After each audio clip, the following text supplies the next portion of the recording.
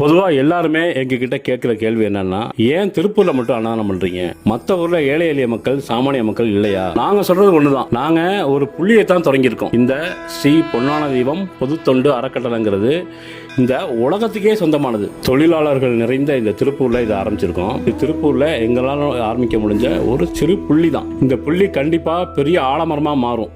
அதனால தான் என்னவோ ஆலமரத்துக்கு அடியில் சாப்பாடு போடுற ஒரு வாய்ப்பை ஆண்டவன் எங்களுக்கு கொடுத்துருக்கான். எதிர்காலத்தில் திருப்பூர் மட்டும் இல்லாமல் அடுத்து சேலமும் ஒசூரும் நாங்கள் திட்டமிட்டு இருக்கோம்.